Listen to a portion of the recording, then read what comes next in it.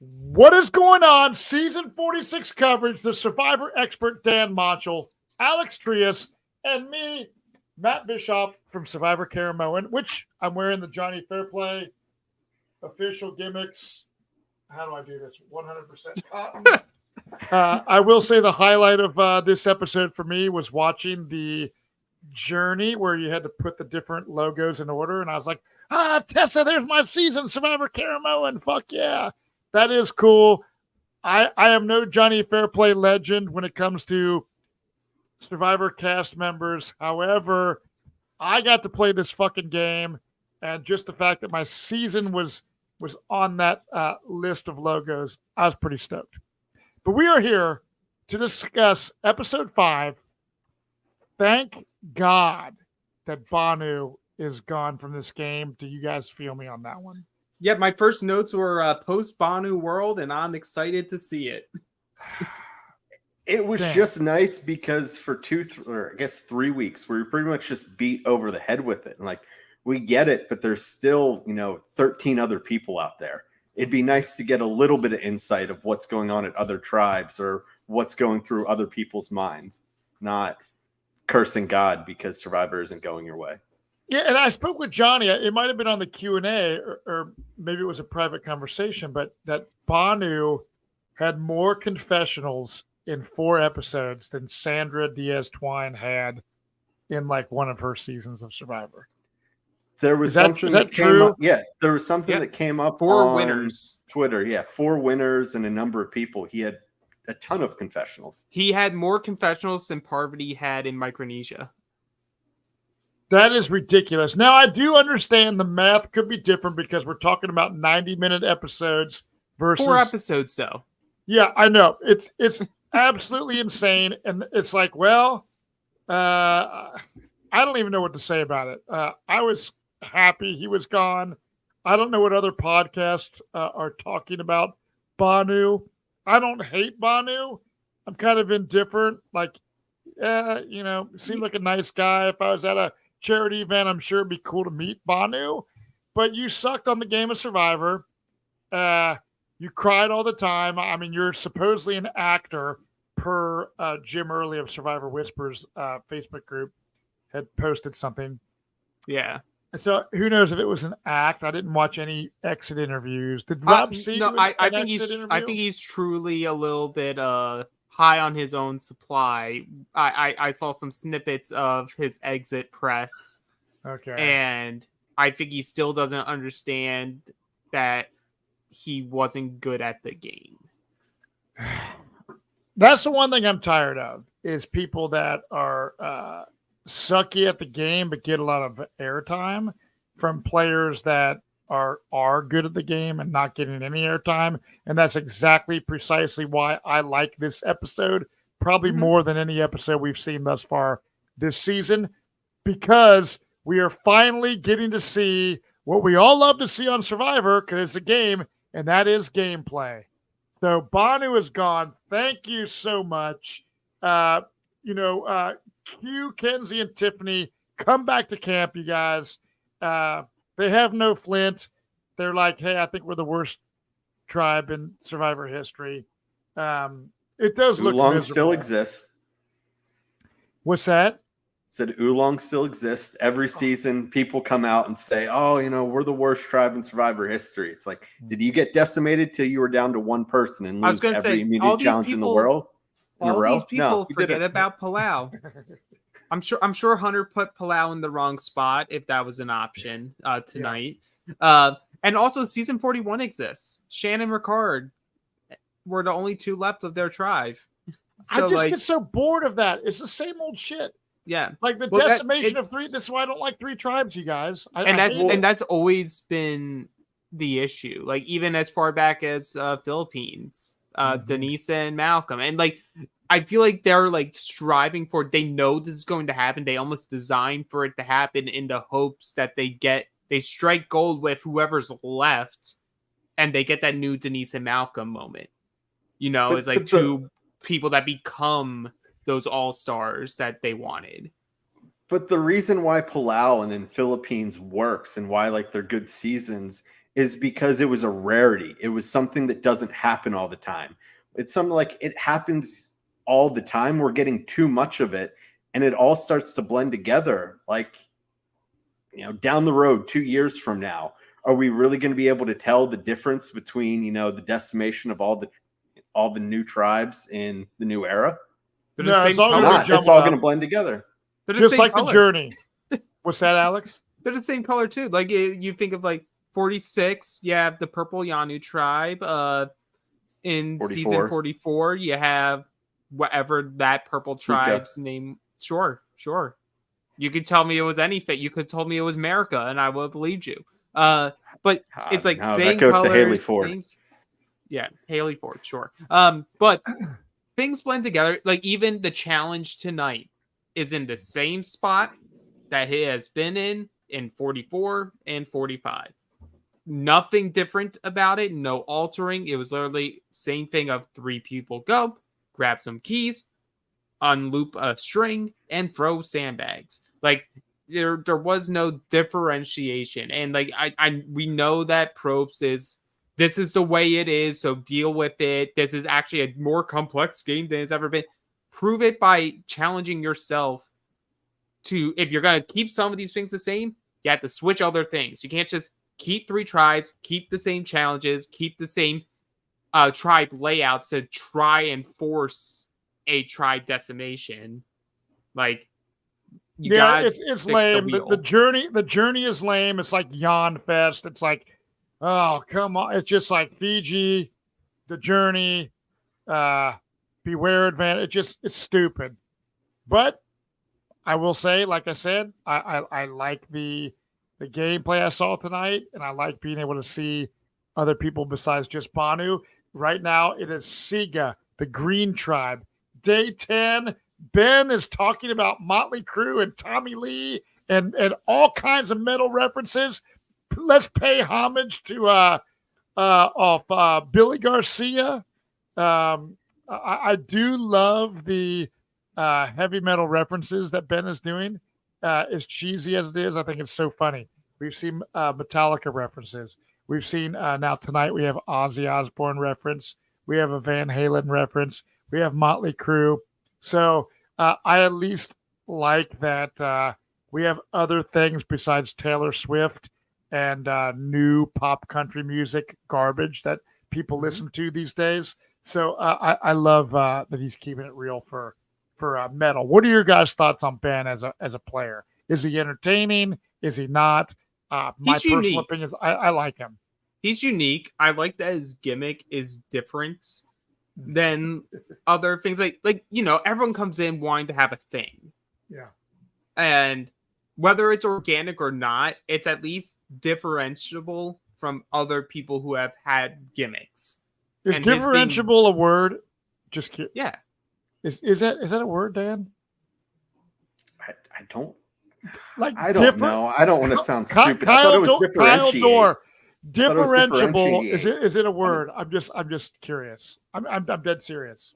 It's a word. Okay. It could be. I'll give it to Alex. What do I know? I love it. But no, I'm enjoying Ben there because he's someone who he's different, and that's the part of Survivor that we like. Like, we don't want to see everyone, just 16, 18 people that are out there are the same. Like, sure, you're going to see people on the show that you relate to, but part of the fun of the show is seeing people that you don't see in everyday life, people that you can't relate to, because that's how you get to learn.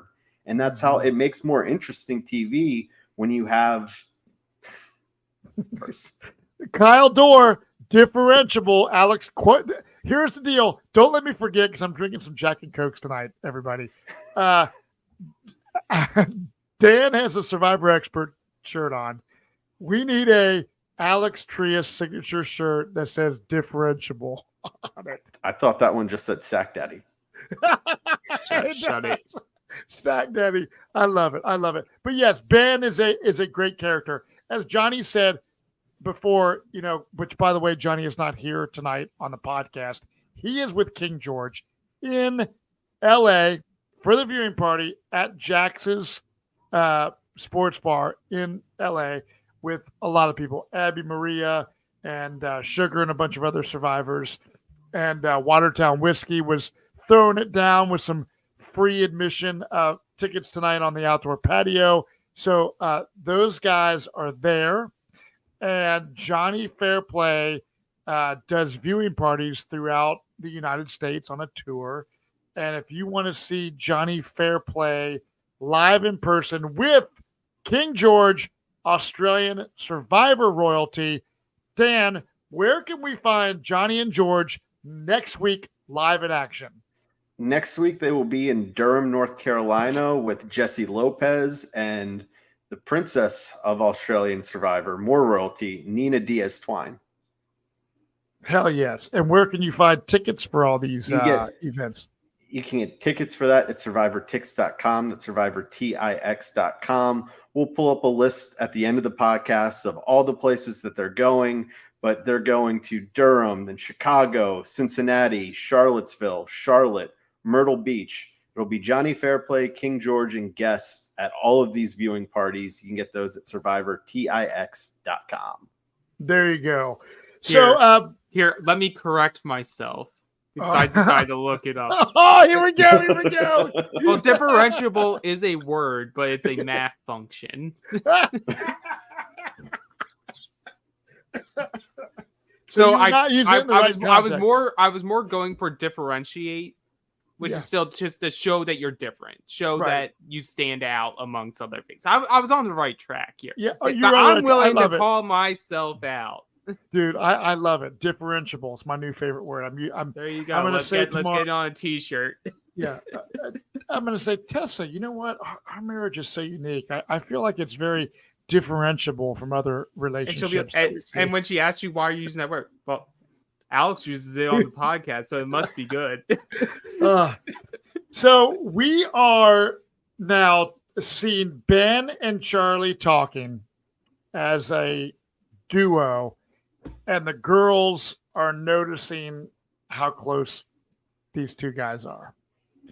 And the girls are, every time we see Survivor, it's like the girls sometimes try to stick together. I don't see it happening, but I will say that, when you have a pair going out and being blatantly obvious that they're kind of a thing, that's kind of like a red flag. Because it was a red flag on Caramoan when, Reynold and Eddie and Allie and Hope were always going out together. It's like, maybe we should kind of break these people up because we don't want them to gang up on us.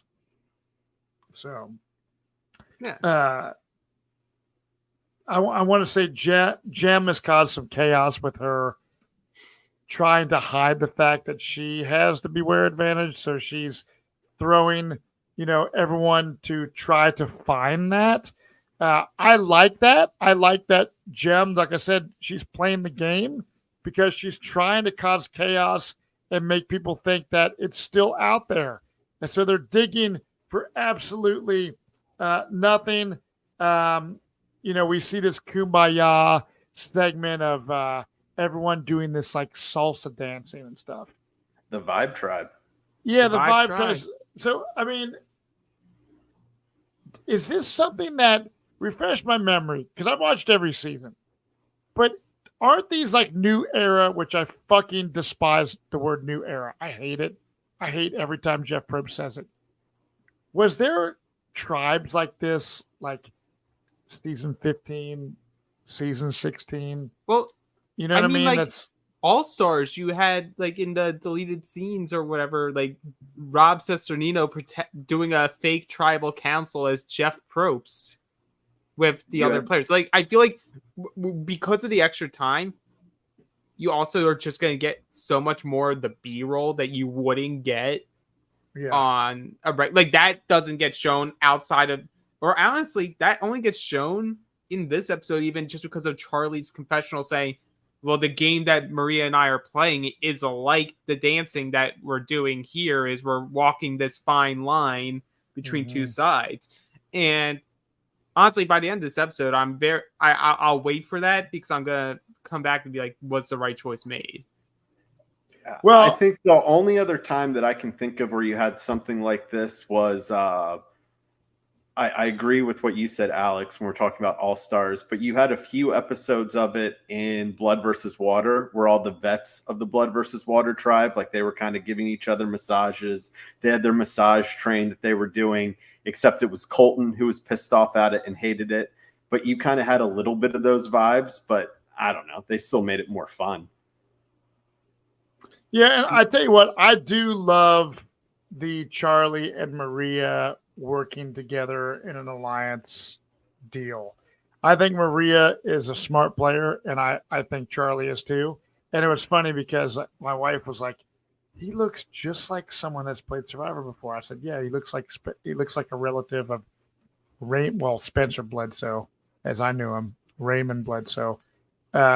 He's giving me huh? Wishbrand. Wishbrand. What is that? Like Wish, like it. Like yes. That you buy, like yes, knockoffs. yes, exactly. He's a knockoff of Spencer Bledsoe. I actually played played a Survivor-like game at Bob Crowley's, the Durham Warriors Survival Challenge with Spencer Bledsoe, and that was pretty cool because when I watched Spencer's first season, I really was into him. He was a very young kid, but he proved me wrong in his gameplay. And Charlie is a younger kid, a Harvard student. And we've seen a lot of these younger college students, like we saw Carson last season. And some of these younger kids are surprising me and are actually a lot better at the game, I think, than earlier seasons when we would see younger players. They usually sucked, So from a young player perspective, I like Charlie. Do you guys like him? So I feel like I still haven't seen this group enough to have a true opinion of like or dislike. Mm-hmm. Like Ben's such a personality that he found ways onto the show, onto the screen where I'm like, okay, I can buy into this. Yes. Charlie and Maria, I'm still on the fence about, and part of it does have to do with the decision making tonight because I don't know if it was the right decisions made, and for I feel like Charlie was making excuses, like fake game excuses to keep somebody in Ben, when really it was just that this dude's my bro. Like I need this dude so I can talk Taylor Swift and Motley Crue. Yeah. Yeah, but I mean, go ahead. No, go ahead, Dad. I was going to say, but we can get more. Is I had one issue. It's a different issue than I think Alex has with the decision, but I did have one issue, but we'll wait till we get there. But I think it's also they're spending all this time out there. I'm sure they're bored out of their mind. They're not going to tribal. So for Charlie, he's connecting with Ben because that's kind of his source of sanity out there. It's keeping him grounded and in the game rather than kind of just letting your mind wander because you're so bored. Yeah. Well, at this time, we go to the Orange Tribe, the Nami Tribe. Everyone is looking for an idol except Liz. Liz is just chilling out on the bamboo shelter that they made. Venus is going to follow Hunter while Hunter is looking for the idol, which annoys Hunter because Hunter is like, I just want to look for the idol, kind of by myself. And Venus calls out. This is one thing I love about Venus because Venus is my winner pick. Venus literally calls out Hunter to his face about being a meat shield, which I thought was fucking funny. No, I had that in my notes too, Matt. So I'm glad that you found it funny too, because like her and Tim in this episode are just so incredibly blunt with with like how they interact with people that it's hysterical. Venus just like looking at him, being like, well, yeah, I'm obviously just gonna like cling on to you and watch you find an idol. And then he's like, well, who do you want to go out? Well, people are gonna think you're a threat. Do you think I'm a threat? Yeah. You want me out? No. You're my meat shield, dumbass. Why would I want you out? Dude, calling that out, like, I absolutely loved it. Like, I despised Banu's ignorant gameplay of, asking people, oh, what do I do? Oh, I suck. You need to teach me how to play this game. Then you have Venus now, who's literally like, yeah, dude, you're a meat shield, bro. Like, I find it great and refreshing this episode of seeing like this kind of thing coming out of Venus. Because this is why I want to see tribal councils with Venus, because you're not going to know what kind of shit talking is going on. I'm so tired of these decimated losing tribes going to tribal and being so obvious. That's why tonight I feel like was the first tribal council that was actually interesting, because like we see a whole bunch of different potential scenarios that could play out at tribal council. Well, Yeah. and not only just at loading up with Banu, we talked about all that overload, and it's depriving us of these other characters. But what happens to that orange tribe right there, Nami? What happens if they go in and in the near future we lose a Hunter, we lose a Soda, a Tevin, something like that? Because they weren't going to tribal, they get picked off one of their first two, and they could have been great characters, even if it was, right around the merge, they got picked off. But we don't see any of them, and they're forgotten about when they got to be at least somewhat better characters than Banu, at least better players. You know who I want to forget about though? And like, this is the only time I'm going to mention them, because this is the only time in the episode that they're brought up. Why was Liz cast on the show? Because she is literally just comatose at their camp.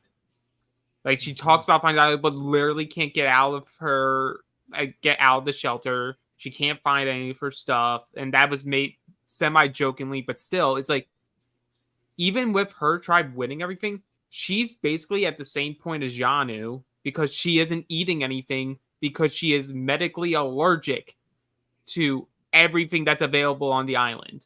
Mm-hmm. Like, how does that get through casting? I don't know. You can't. I don't care if she's a super fan. I don't care if she's a perky character. If she can't eat, she's worthless as a part of your show, because she's not going to have energy to give you moments. And TV's meant for you creating moments. So this is a great lesson right here, based on what you're saying. The people that are listening to this podcast right now, or that listen to Rob C's or Bryce and Wendell's or whoever does the Survivor podcast, I don't care who it is, you are obviously super fans of Survivor. Like, the average everyday Survivor fan is not listening to podcasts. It's the super fans. There are hundreds and thousands of you every week listening to our podcasts that love the show, that aren't allergic to shit. You're not going to fucking quit. You're good looking. You have a great backstory. You're diverse. You could be great storytellers, which is the only reason they cast you on Survivor, is if you can tell a good story, they'll put you on the show, because the entire show is about the confessional, period. Right. I think Survivor casting has sucked recently. I love the diversity factor of people of color, sexuality, etc. However, there is not a lot of diversity in gameplay. So if you are listening to this podcast and would love to play Survivor and are thinking like, you know what? Too many people apply for this show. There's no fucking way I can get on it. That is bullshit.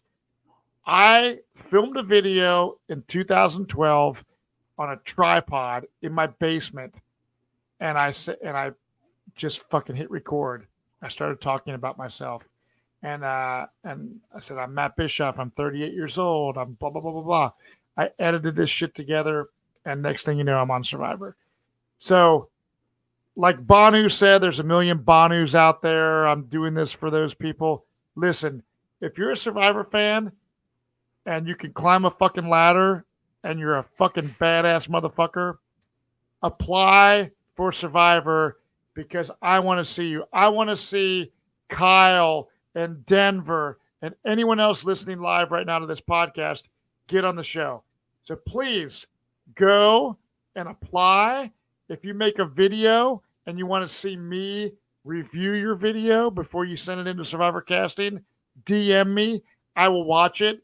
And if your video sucks, I'll tell you it sucks. And if it's good, I'll tell you it's good. But apply, because we need people that are badass Survivor players to play this show.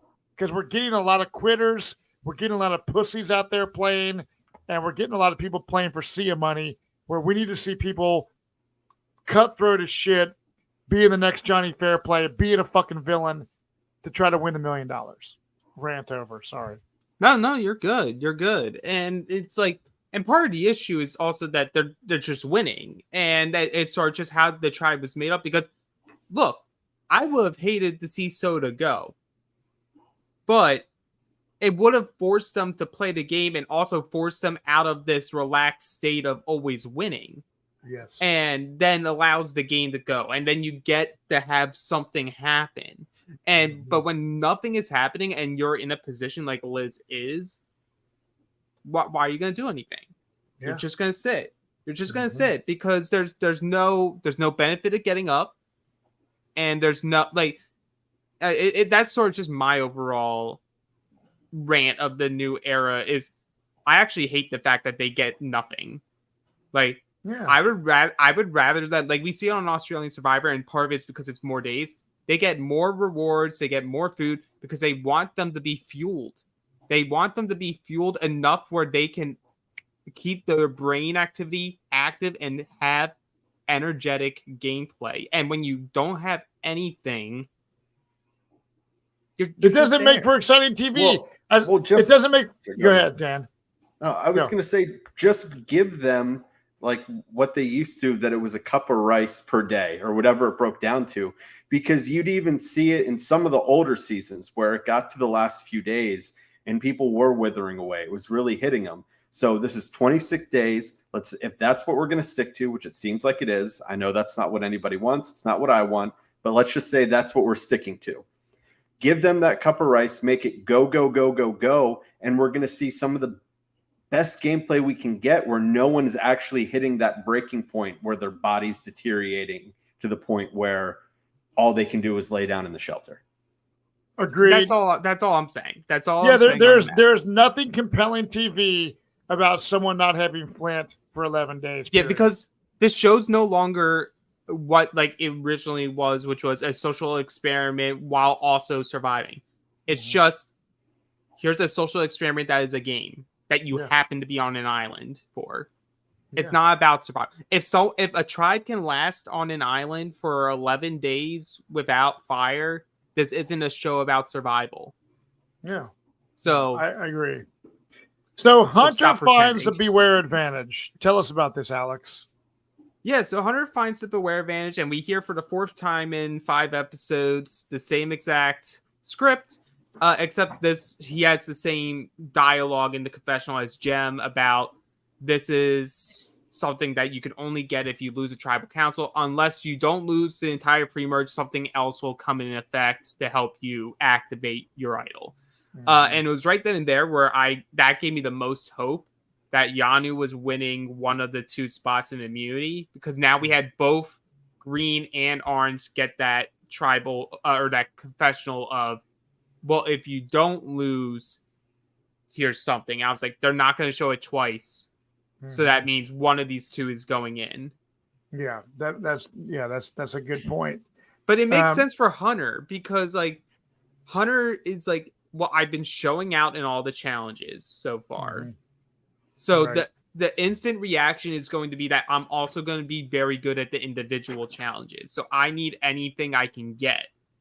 So I like the opportunist in him of doing this, going on the reward, like doing these things to try to give himself as many advantages as possible, because they all know the format. They all know Mergatory is the next round. So let me get myself prepared for it. Yeah. No, I hear you. And at this point, we go back to the Yanu tribe where it's raining. Looks miserable. No food. And we see Q kind of laying in the sand by this like big rock wall cliff deal.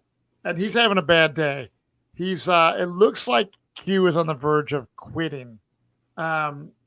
He talks about giving up, but this is kind of like gameplay, because Kenzie is like, oh shit, Q, you're wanting to give up. And then we see this confessional of Q being like, look, I ain't never given up.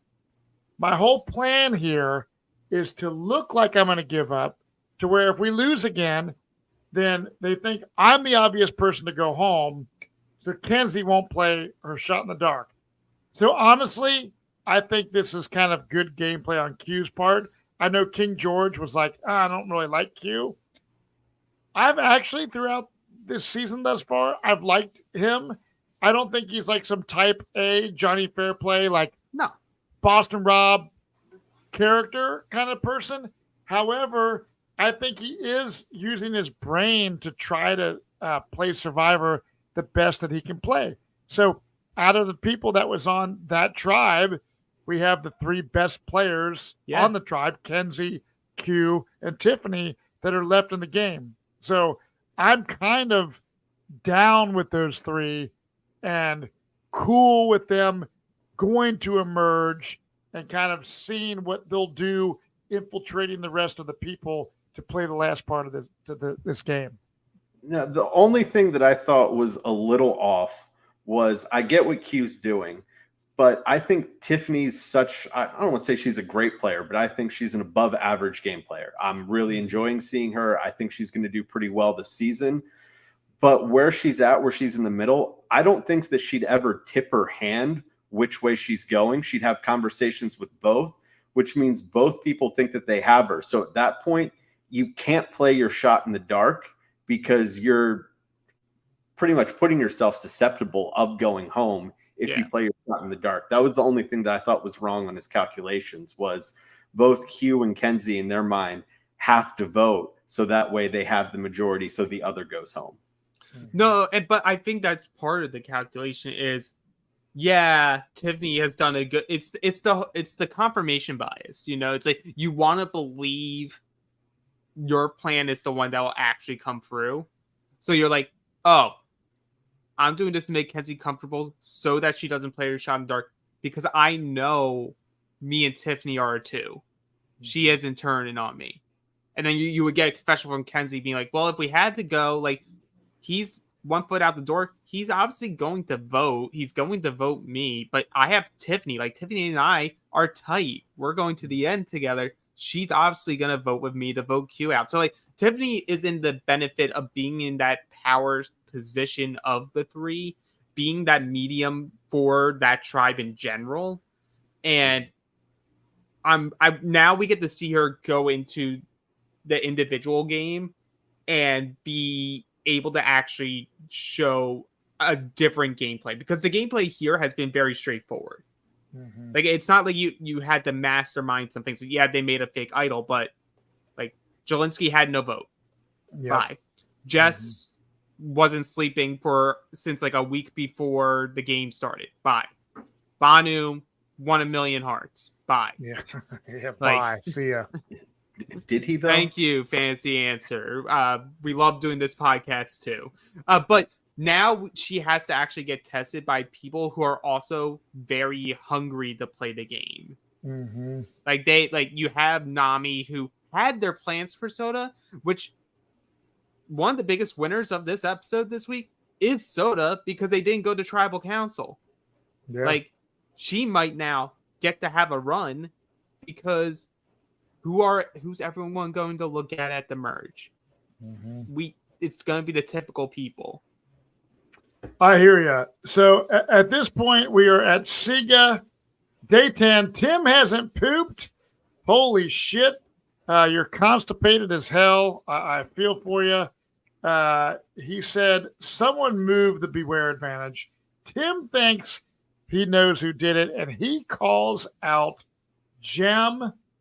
And Gem is trying to completely backtrack and kind of deny the fact that she did it. But hats off to Tim for having the intuition to think that Gem was the one who did this. Like, I didn't like his tact, but I have to, like, again, with the, like, if you go into the Venus mindset of it all, I have to respect it. Yes. Because there was a humor behind him being in confessional, being like, I can't wait to test out my theory. And like, so you're like, oh, is he going to try to like be a little like covert with this? And no, the very next moment is them walking and be like, so how do you feel about like making us look like a bunch of idiots? Mm-hmm. And she didn't do a good job lying, like Right. maybe she didn't do her tells that she has back at home, but you could sort of tell by the tone of the voice, the shakiness, like how you're like part of it. Yeah, you're being accused bluntly. You're going to have a reaction to it. But if I'm Tim, that sort of like just confirms it to me that, yep, it was her. It was her, and we can play accordingly. So I think that's like this scene in particular is the little breadcrumb out there for why we see Maria and Ben go this way instead of with the girls. Because I think Tim goes to them and be like, Jem is the one who did it. I accused her. This is her reaction to it. I fully believe she has the idol. Let's take her out. Yep. I hear you. So I want to show you guys this. The fantasy answer says, just know that someone on the next season of Survivor is a listener to your podcast, which is season 47. So cheers. Welcome to the club. It's a great club to be in. Dan and Alex are not part of that club. They get to like podcast with me from Survivor Caramoan. We mooch off Matt specifically. Yeah, exactly. Considering I'm the one that does the podcast during the season the majority of the time, while Johnny fucking parties with King George. Hey, whoever, if it's you or someone that you happen to know, we will make fun of you at some point during the season. We will. It's out of love. Future players will be welcome. I hope casting is not bad in your opinion for 47. So here's what I want to say about casting and the new era in general.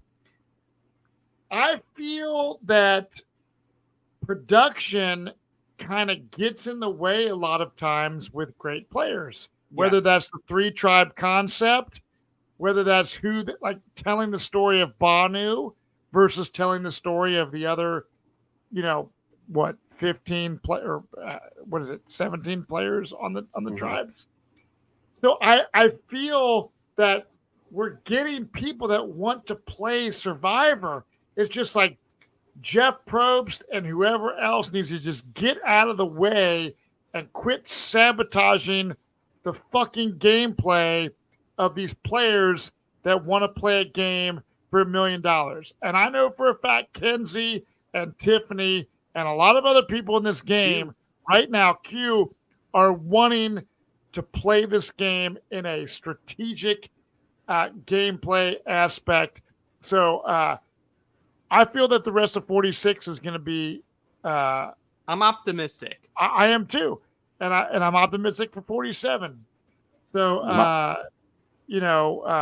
like I said, anyone listening to the show, if you're a cast member for season 46, we talk shit sometimes, and it's an emotional response. And I've said this before. A lot of times, like last week, Johnny got super emotional, over the top, because we love the game. We love talking about this. We love Survivor, and that is the most beautiful thing at all.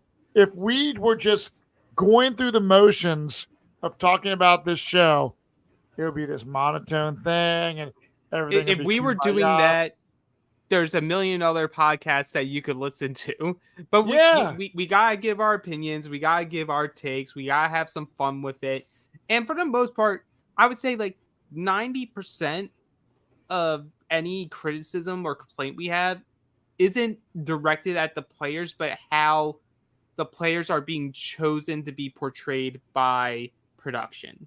Yeah. Because we know there's a lot put on the cutting room floor. We know you are there. Like almost all of you are there, whether to play to win or just to play the game, are there to play. Mm-hmm. But, everyone has their reasons for why to get onto the show. And sometimes that gets in the way. My only request is go out there and play for the $1 million, not 1,000,000 hearts. Yeah. Don't play for $1 million. I just want the title.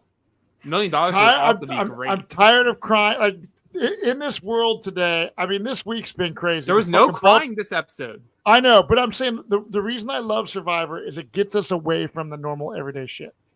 I wake up and I see the fucking Baltimore, Maryland bridge collapse. That was horrendous, right? I see Donald fucking Trump trying to sell these new Donald Trump endorsed Bibles to people. Have you guys seen that? I'm not. did This is not. not political. I did not. So I see that today, and I watch it for a second, and it's like this Bible contains our Constitution and the Pledge of Allegiance lyrics and all this shit. It's only $60 on this website. Fuck you, dude. This is not a bash on Christianity at all, but it's like you're trying to sell Bibles, dude, Donald Trump, right? All I'm saying is there's a lot of crazy shit going on in the world constantly. We need 90 minutes of an escape. 90 minutes of an escape of Survivor. And so I am loving it. Let the players play the game of Survivor. We are now at the point of the immunity challenge and reward. Yep. The reward is going to be some pastries and some fruit. Well, Liz ain't eating any of that. She's allergic to it, probably. But explain this immunity challenge to the beautiful people out there, Alex Trias. It's the same one we've seen on 44 and 45 in the same spot in both seasons. There's a big 3-level obstacle course with 3 keys that you have to go and get, and all of you have to get 3 keys. Then you unwind a string to release some beanbags and hit that good slingshot to hit some shit off of a pole. Yes. Which this challenge, as we've said, they're similar to what's been going on in the past. I'm always down for a slingshot competition. Don't watch the challenge final from a couple seasons ago. 38. Yeah. That's rough. Someone almost killed themselves. Oh yeah, right. So yeah, I remember that. So like the slingshot kind of backfired. It backfired. Yeah. So this is like it's Q versus Hunter at one point on the pole part, but then Q falls behind, and you're like, oh God, is this another decimation? They should have kept of his Banu. tribe? Yeah. Yeah. Shut your mouth. But here's the deal. The Orange Tribe ends up winning first place, and then it's a Q versus Tim showdown, and Q ends up winning it in this slow motion, dramatic. Okay, keep it real. Dan Montchal, I want to ask you first. What did you think of the slow motion finale of this challenge? Cheesy, or does it pass? It was definitely cheesy. As soon as they did the slow motion, because we had so much time to watch the fucking thing go, I thought, all right, they're doing it because he's going to knock it down. But then the more cynical part of my brain immediately thought, like, this would actually be hilarious if it just shows it sailing past the target and they lose again. Not what I wanted, because I didn't want to see Yanu go back to tribal, but I thought that would have been a pretty good moment. So what could have made it cheesier, but also more amazing? If they paid the money to do that classic slow-mo music that you saw in every early 2000s sports film. When the last shot goes out, it's like, ba, ba, da. It's just like that big like orchestra behind it as like everyone's watching as the shot's going down. Of like, oh my God, is it going to go in? It's going around the rim. Is it going to go down? Oh yes, I love it. I was just happy because looking at it when I saw that each person had to knock one of the targets off. I love that. So I do like that, but I'm rooting for Yanu here, and specifically Kenzie, because she's my winner pick and lives in my town. And I was like, oh, she's bad at challenges. I was like, she's going to be the one that screws it up for Yanu. I was terrified. So when she knocked it down fairly quickly, I was like, all right, like Cube's probably got this. Yeah, I dig it. The slow motion stuff's cheesy, but Q finally winning it, and the fact that I know that they're safe now, because Johnny Fairplay called me. Maybe it was was it today or yesterday? He gave me a call. He's like, "Did you see the preview for Survivor? I think Q quits the game." I was like, "You got to be fucking kidding me!" So I love the fact that if that was in a preview and people thought Q might be wanting to quit based off of, he was saying that early on in the episode, and then obviously he did not. And Q wins the final part of the challenge, which they win. it was a beautiful thing. And Jeff's like, this is what a celebration is all about. I can only imagine if I was out there playing the game, losing so much, and that in that moment that you win the challenge to where you're finally not going to tribal council, that's got to be like the greatest feeling of their entire life. Oh, and I would have been talking so much shit to Probst after the shit that he talked on them, which I liked. Mm-hmm. I liked him saying like, "Oh, who's gonna be?" And they all say the losers like, "Oh, I thought y'all were gonna say Yanu." Right. Like I actually I like Jeff when he's more sassy. Yeah, me too. When he gives it and isn't just robotic with his approach, like making fun of a tribe for constantly losing, like pounding it over their head, like, you know, if you guys lose this, you'll be like the worst tribe ever in the new era. Like like even in season 41, Ua won a challenge. Like you guys have won shit. You guys suck. Right. I hear you. Like, who sucks now, Jeff? Suck on these nuts. Like, well, we go right from here to what I am not a fan of, and that is journey time. It's like I love the fact that the challenge ended the way it did, but then we have this journey where we have Hunter, Tim, and Q going on the journey. And then when they go to the journey, Q kind of reveals like, look, I have not eaten in like 11 days. We've had no fire. And he is proposing to Tim and Hunter, look, we are the 3 strongest physical players in the game. We know if there's a merge, we're going to be targeted. So let's get our number 1 person and let's become the final 6. Is this a good game plan or is it not?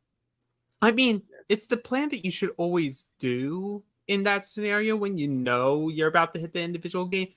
Well, one is 6 and 13 is not a majority. You know, that's some good Culpepper math right there for you. Mm-hmm. But it's like what you should do.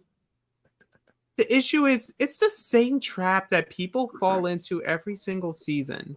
Mm-hmm. The big guys all come together saying we're obviously going to be the threats in the individual game. And outside of like Jonathan and like Culpepper and some people here and there, majority of the people who win immunity challenges are the smaller women. That's like true. Like skinnier people. Like Hunter has a good shot because he's like lean and not too muscular. Yeah. Like Tim's not going to win a lot of these challenges.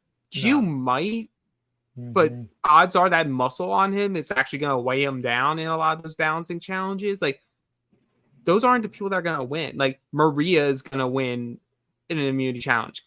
Tiffany, Kenzie, like these smaller people. Yeah, Venus could win one. Mm-hmm. Like, well, it's the same way why that whole theory is the same reason why we never see the all women's alliance rarely work out.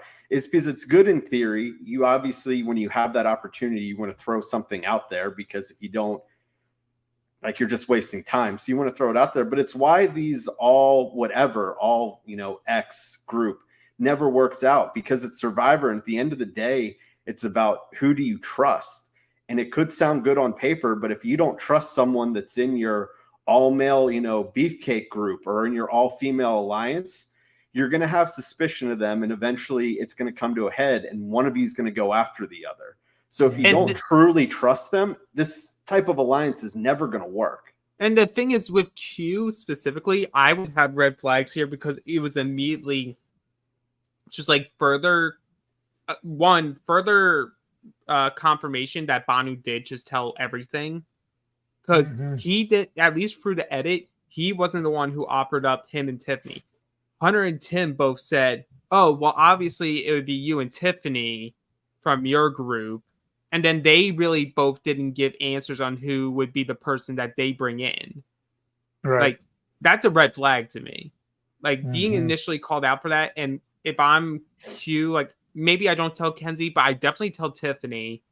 And then when you all get into a merge situation, see how the immunity shakes out. See who's vulnerable. And then I'm pouncing on that. But he's not going to, because he sees the motive. He's thinking in the mindset of the big, strong guys have to stick together. Right. But right. I think if you swapped it with Tiffany, I think Tiffany thinks on the level that we're talking about here. Mhm. And I think because it's out there, it could be a real possible reason why Q doesn't go deep in this game. He could be picked off early because it's thought, hey, they're a type pair. We've seen what type pairs have done in this game. We need to split that up. And I think Q would be the one that they sacrifice, not Tiffany. I agree. So Hunter has chosen to do the advantage. He has to put 20 seasons of Survivor logos in order with the hourglass time, whatever time frame that is. And unfortunately for Hunter, he says, look, my buddy, kind of introduced me to Survivor, and I watched them like out of order. So I'm kind of not sure of what order to put these in. So he starts out, kind of putting Borneo, and he's talking through, and we see like Crazy Debbie, and we see a Pearl Islands reference where we see like Sandra and Rupert, and we did not see any Johnny Fairplay, which I was kind of disappointed. I'm not shocked though. That they Not that shocked. that they didn't show Johnny. No, because while yes, he is a legend and a Hall of Famer and someone you should put in. One, maybe it's just me being semi like audio biased, but I felt like as he was saying that, there was like a little bit of like an audio pause after he said Rupert. Yeah. And then like suddenly it just goes like there's like a little bit of cut and then it just goes, and these are legends. I'm like, I feel like he said more than just those two, but they want the audience more specifically to pair Hunter with how they thought of Rupert. Yeah, right, Like, right. Like a big hero, hero kind of guy. woodsman, like rah guy that all the older than middle-aged women love. Yeah, that totally makes sense. And then at the end of the day, the hourglass is done. He gets 8 out of 20 of these. That is terrible. So now, if you were, this would have been a great test for the majority of the people who actually go on the show to be like, we are super fans, watched seasons multiple times, like, because you don't even need the logos. They have the titles of the seasons on them outside Borneo. Like Borneo is just Survivor, which is easy. Like, I think personally, like I've gone through the seasons once. Just all the way through. Pearl Islands is, I think, the only one that I've seen multiple times. Yeah. But even I think that's a challenge that like Dan or I could go in and ace with it. Like you flip that, turn that hourglass, and I'm like probably a minute in and be like, done.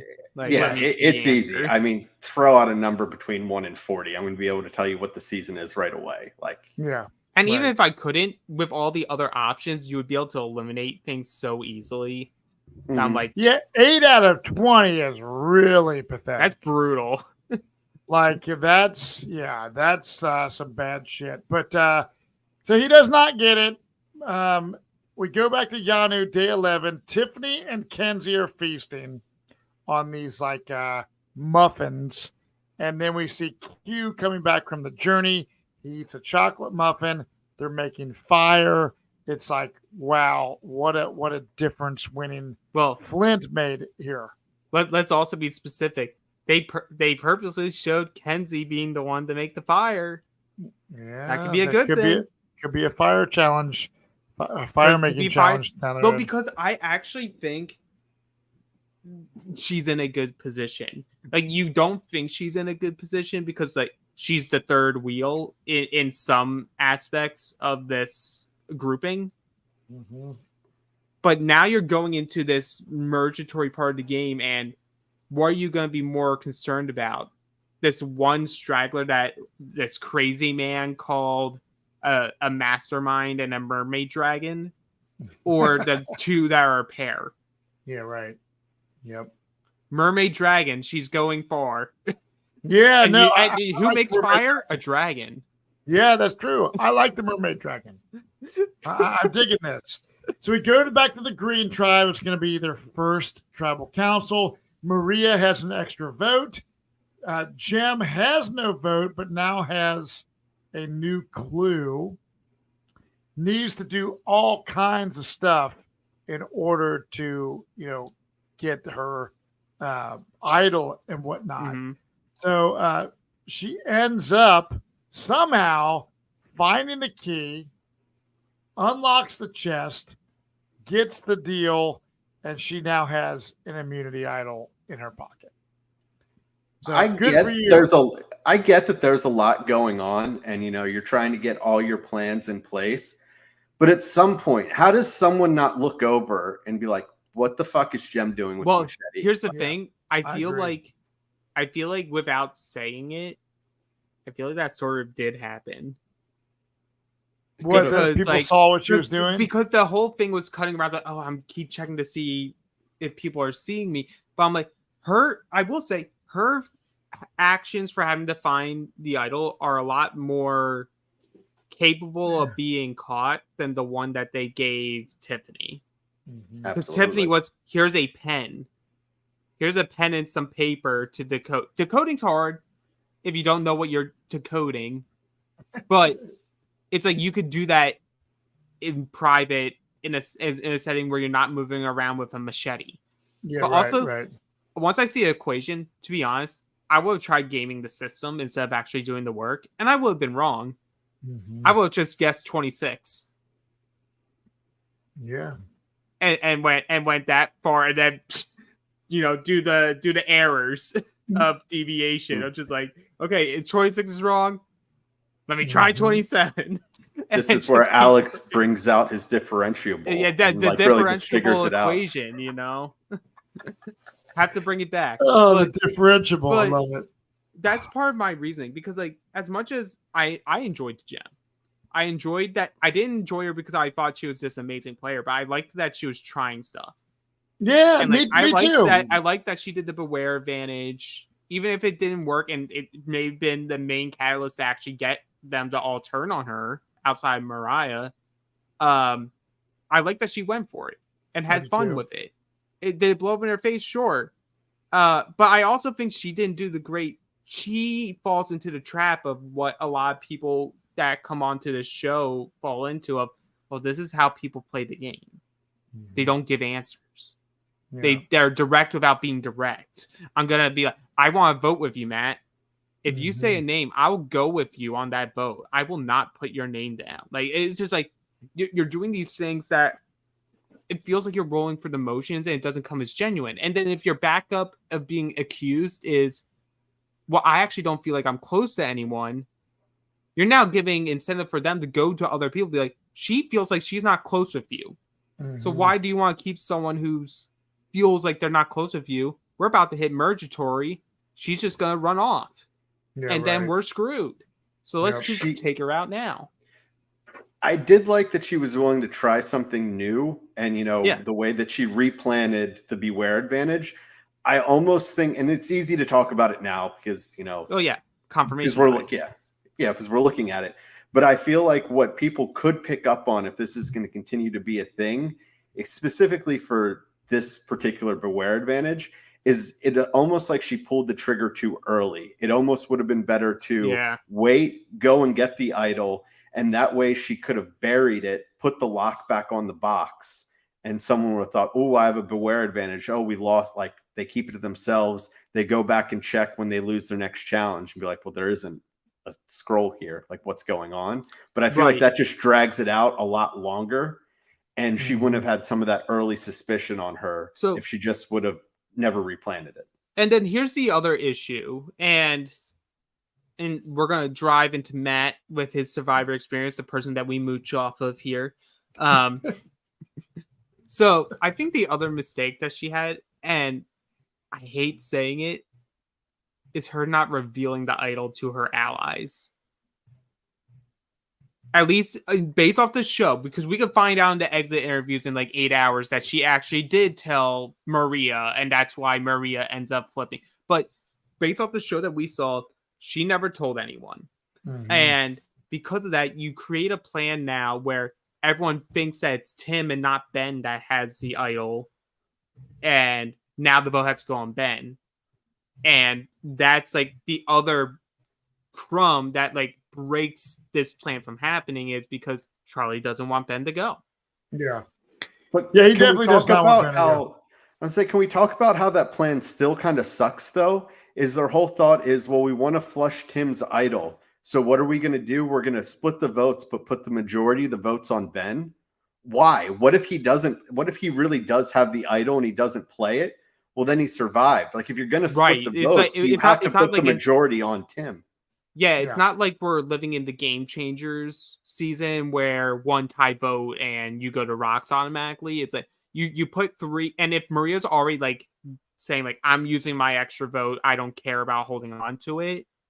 You put her 2 votes on Tim and Jem's vote on Tim, and then you let Mo and Charlie vote Ben, or let Charlie vote Tim because he doesn't want to vote Ben, and let the cards fall where they may in that situation. Like obviously we don't get to see everything turn around on Mo and Jem gets blindsided. But in that plan, I agree. Like the majority of votes should be on the vote holder if you have 5 votes. And this is without even knowing that Ben doesn't have his vote, which kudos to him for finding a way through a vote without having his own at this tribal council. Now he gets to go into Mergatory with a vote and with numbers. Well, I love this because I'm so sick and tired of the 3-tribe decimation tribal council of 4 people or something that's like totally predictable. So having a tribal where we see, Ben giving the Ozzy Osbourne Crazy Train reference, talking about aqua dumps, which if none of you know what that is, you can either shit in the woods or you can go in the ocean, called an aqua dump. That's Survivor terminology. So if you're ever on a vacation in Florida, Myrtle Beach, or one of our Great Lakes, Lake Michigan perhaps, or even a lake or a river, or potentially your friend's swimming pool, if you have to take a shit in the water. That'll give you more street cred, and you can tell your friends, I took an aqua dump. Just please don't do it in my pool. Do it somewhere else. It's not in my backyard. Damn. But yeah, an Damn, aqua dump. I was fully planning to only solely aqua dump in your pool, Matt. Does one of your neighbors have a pool that I can do it instead? Because I'll be holding that in. I'm gonna be like, Tim, I haven't pooped. I need to all let the way it go. to Cincinnati. Speaking of dumps, did anyone see, not to keep on this topic, but anyone see Carla's tweet from last week, I believe it was? About them all digging in the poop tree? Where they were digging, like where they thought the Beware Advantages was where season 43's Blue Tribe they shit in there and they were digging through the shit for an idol. I mean, at that point, it's just fertilizer. Yeah. Oh God. Kyle Dorsett. There were so many bad. Don't shit, Jet. Don't shit any of our pools. However, if you want to take an aqua dump, you can shit in your own bathtub. Just take your fucking heel of your foot and smash the turd down the drain when you're done, and you will have my. Go ahead. So to wrap up, because like tribal is a bunch of people just talking around it, and then we get the blind side of Jem. Yes, goes home with an idol in her pocket. Go home with an idol in her pocket. Right. So prior to tribal council, the thing that was being talked about is why Ben, why Tim. It was like the short-term problem is Tim, but the long-term problem is Ben because Ben's very like it's the social game of Ben. Like Ben's just very likable, very personable, had like the vibes guy. Yeah. And then they take out Jem, and part of that is like Tim and Ben just they don't feel that vibe with her. So she needs to go. She's someone that will weasel her way through the game, like whatever cliche you want to do. So if you are Charlie and Maria now, because Maria now burned her extra vote, she didn't need to use it. So that's no longer there. So you have no extra vote. You still think Tim may or may not have an idol unless we find out in the first 5 minutes that it was all revealed that Tim didn't have it and they're good with that. You have nothing, and now you have like one person solely on the outs that you blindsided. She probably isn't going to stay with you. Do you think they made the right choice to not take out someone that they saw was like a long-term threat in Ben? I don't know. I mean, I think that honestly, getting out someone that has an idol, even though they didn't really know that she had one, that's killer because now they don't have to worry about her playing idol.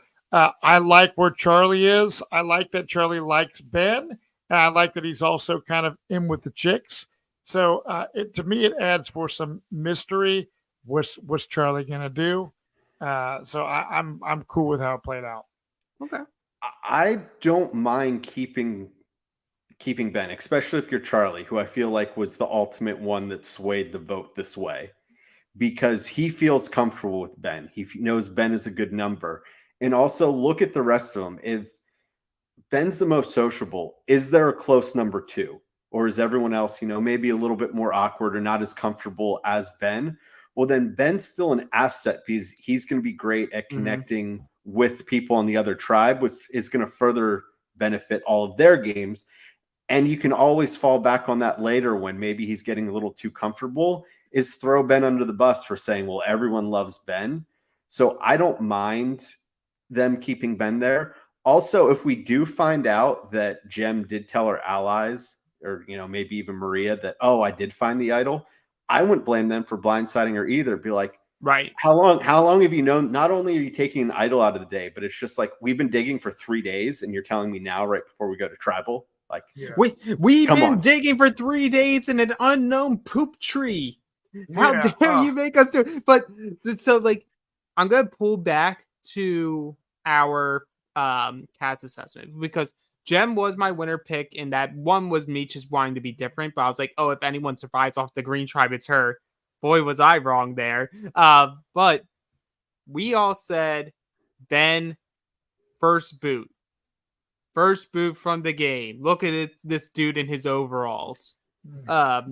I was not part of that podcast, so that cannot be thrown on. No, I will say Dan like sent Ben. me so many. Dan sent me so many messages agreeing with us that Ben was going to be a first boot. My hot take, Alex. All we text about is the challenge and gambling. Don't you lie to the people. True. Anyway, I'm going to come in with a hot take based off that. Then is if anyone would win or go deep into this game, potentially even final tribal council from this tribe, it's Ben. There you and go. I think the story is being told. He is the one who has the most actual story behind him on this tribe. Because like Charlie and Maria is more about the game. He has the story, and that's what Survivor likes to focus more on, especially on people that will go further into the game. And he isn't a pre-merge boot, and he got story time. I think Ben is the one that you should put your money on going farther than the rest of this Sega group.